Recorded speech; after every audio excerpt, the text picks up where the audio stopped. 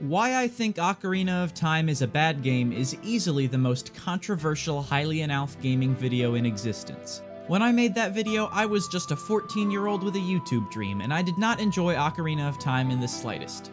I thought a bunch of the objectives felt random and overly complicated, I thought the controls and much of the level design had aged horribly, but more than anything, I was completely baffled that this piece of garbage was widely considered the best game ever made. And boy oh boy did people not like that. I got so many comments saying they were mad that I never actually beat Ocarina of Time and that I just seemed like I was salty for being bad at the game. I still think most of those angry comments were written by 9-year-olds who needed me to understand what it was like in the 90s, but plenty of other criticisms were completely valid. I think that I was pretty respectful and reasonable, but I also realized that my video was far from perfect. Suffice it to say, I decided to remake that video and fix some of my errors, maybe even change my mind about the game altogether. I played Ocarina of Time again, so do I still hate the game like I did 2 years ago? Let's find out. A lot of the backlash on my first Ocarina of Time video came because I didn't finish the game, so this time I actually beat it. Twice! I beat it once on the vastly superior 3DS version, and once on an emulator to get footage, so nobody's allowed to say I didn't experience the game fully. Another thing I need to make clear right at the start is that Ocarina of Time is, objectively, an incredibly important game. A lot of people seem to get the idea that my argument was that Ocarina of Time was never a good or useful game, even though I addressed this in my introduction, but that's not the case and it never was. I do and have always fully acknowledged that Ocarina of Time was a very exciting and good game in the 90s, and that it paved the way for 3D games forever. If you're one of the people who was mad at me for not giving the game its historical credit, you can stop now. This video has nothing to do with Ocarina of Time's history, it's a video about whether or not Ocarina of Time still holds up today. With that said, let's move on to the game itself and really break it down to see how my old feelings hold up today. I'll spare you all the step-by-step walkthrough of the game this time around, but I will start by highlighting some parts of Ocarina of Time I want to talk about. First of all, I'm still not a big fan of Jabu Jabu's belly. Visually, I think it's easily the worst dungeon in the game, but even beyond that, the design isn't very interesting or fun to me. It's all pretty compact, but you still have to double back in some weird spots, and it just feels awkward to complete in my opinion. Definitely my biggest issue with this giant water spirit is how you open him up by randomly dropping a fish in front of him. I know the game sort of hints at how you're supposed to do that, but let's not go there yet. That calls into question some much bigger design aspects of the game that I'll get to later. The next part of Ocarina of Time I want to bring up is the sequence directly after Jabu Jabu's belly where you get the Master Sword and travel through time. Again, like my last video, I really like this part of the game. Getting the Master Sword in any Zelda game feels awesome, but the story that comes with it is pretty cool too. In fact, one of the things I probably liked most about Ocarina of Time was its story. I like the time travel, I love how grand and important it feels, it's just a great plot. I know it's become the cookie-cutter Zelda story by now, but that happened for a reason. This tale of Link, Ganondorf, and the sages just works. Then I found the Forest Temple and the Fire Temple to be pretty alright, generally well designed I guess. The main thing I wanted to bring up regarding those temples is that they each had one of the few times I had to look up a solution to something because of how random it felt. You get to the boss of the Forest Temple by grabbing a wall and pushing the room itself, and there's this one confusing part of the Fire Temple where you have to bomb a wall behind a door even though the fake door makes it look like there's nothing there. I can already tell you're gonna get mad at me and say I'm just too dumb to know what to do, so save yourself some typing. Again, that's a much bigger game design thing I need to talk about later. Now, those of you who watched my first Ocarina video will remember that I actually stopped playing the game in the middle of the Fire Temple, so that meant my first new experience this time around would be taking on the dreaded Water Temple. I was pretty scared going into it, so what did I think of the most infamous dungeon in adventure game history? I actually really liked it. I know it's kind of weird for the Water Temple of all things to be one of my biggest praises for Ocarina of Time, but it totally is.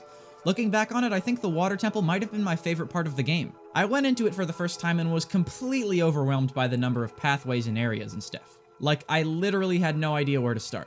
But then, little by little, I figured out where I could go and what I could do. I slowly got familiar with the layout, and I used my knowledge of the temple to piece together my path going forward. I'd see a hookshot thing somewhere I couldn't get to yet and leave, then get a little rush of excitement when I realized I could go back again with my new long shot. It's a lot less comfortable to complete the Water Temple on the original N64 version due to the iron boots not being an item and a few other things, but I really enjoyed the Water Temple if you can believe it. Directly after the Water Temple, though, was the part of the game I found most objectionable. You need to enter the Shadow Temple through the graveyard by Kakariko Village, which is really simple by itself. To actually, beat the Shadow Temple, though, you need two items, Din's Fire and the Lens of Truth. For a second I was mad about how obscure getting the Lens of Truth seemed, but I actually really like the time travel paradox thing it uses, so I'll let that one slide. Also, the Song of Storms guide tells you about a kid playing the song, so it's really not that bad. Getting Din's Fire, though, is complete bullcrap. Sorry, pardon my language, but unless I'm completely missing something, there's no way someone could reasonably be expected to get Din's Fire without already knowing how to do it. I'll give the game the benefit of the doubt and say you already turned back into Child Link to get the Lens of Truth, but a random boulder next to Hyrule Castle? A really out-of-sight, bombable secret in an area of the game you only visit once right after the tutorial? Din's Fire would be in a really smart area for some secret bonus item, but a thing that's required to beat the game? I can already hear you angry keyboard warriors typing the way you'd somehow be able to figure that out, but don't say anything yet. For the third and final time, I'm gonna get to all the quote-unquote obscure goals in just a minute, so hold your horses. Next, I want to talk for a second about the Shadow Temple itself, because I really enjoyed it. It's honestly pretty easy and linear, but that kind of thing is fun for my simple little brain.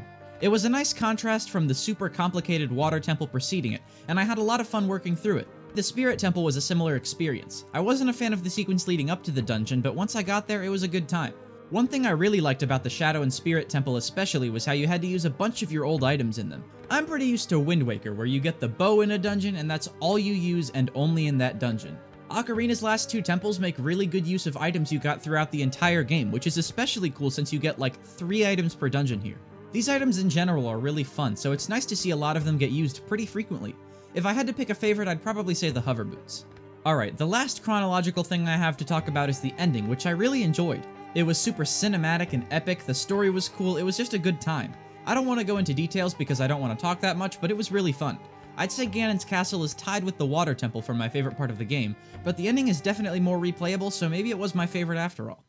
Okay, I know this is taking forever, but there are 2 more little things about the game I want to mention that didn't quite fit into my chronological descriptions. First of all, I really didn't like the bosses or the combat in general. I don't mean this as a real criticism of the game, since it's just my opinion, but the fighting in Ocarina of Time kinda stinks. Link's clunky and awkward to move with, and a lot of enemies have these annoying weakness patterns that you have to wait for. Some of the bosses especially have you sitting still for way too long, which obviously isn't very fun or engaging. Not a deal breaker by any means, but bosses and enemies were a minor annoyance at best and utterly aggravating at worst for me. Then I have a slight issue with the fairies in this game. You all know fairies, they restore some or all of your health automatically when you're about to die.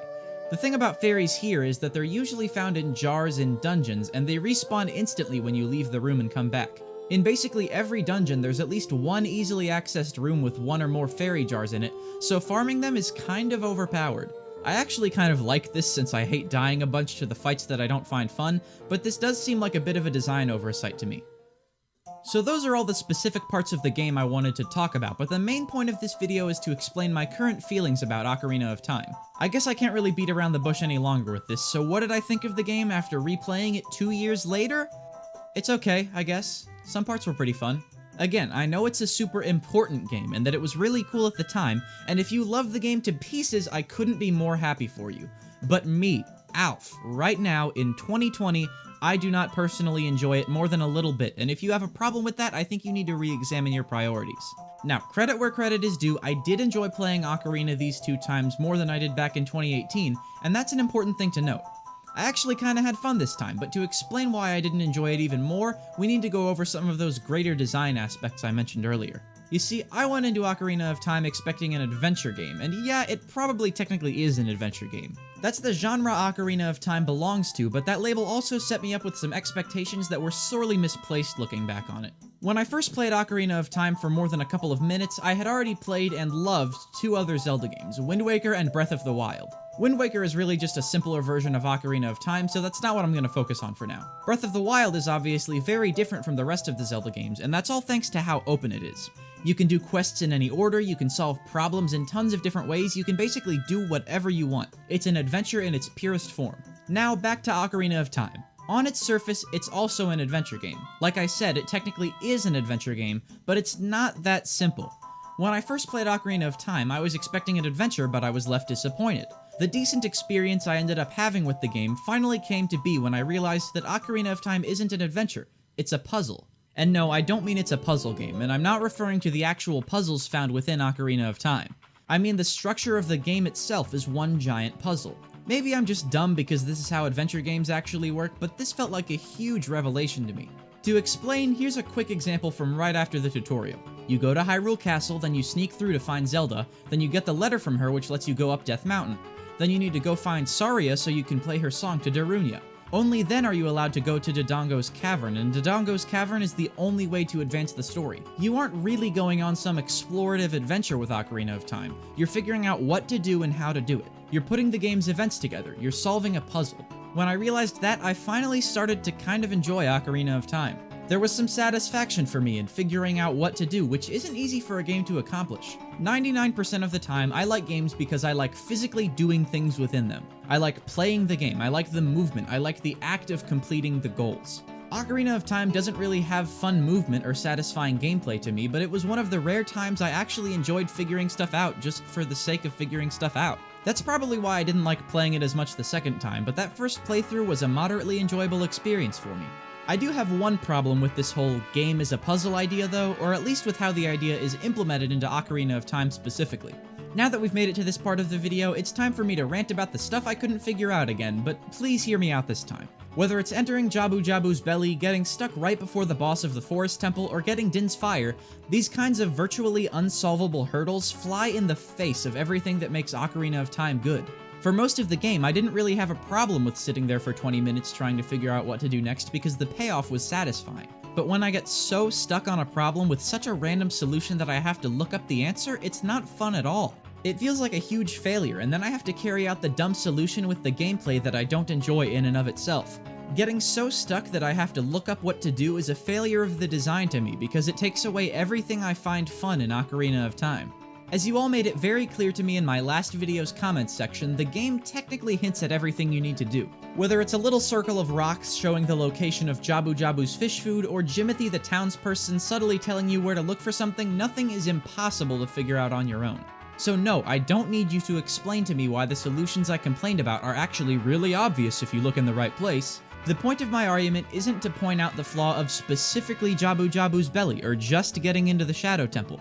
My issue here is that nobody could reasonably expect to figure out every single one of these solutions during their first playthrough of Ocarina of Time. I'm not just salty that I couldn't find Din's Fire on my own, I fundamentally think it's just not fun to get completely stuck figuring out what to do next in a game where the only major appeal is figuring out what to do next. I guarantee that none of you made it through Ocarina of Time all the way for your first time without getting help on at least one thing. And okay, sure, maybe you're the kind of person who likes getting stumped every once in a while, or maybe you've played the game enough to where you actually enjoy the physical act of completing its goals.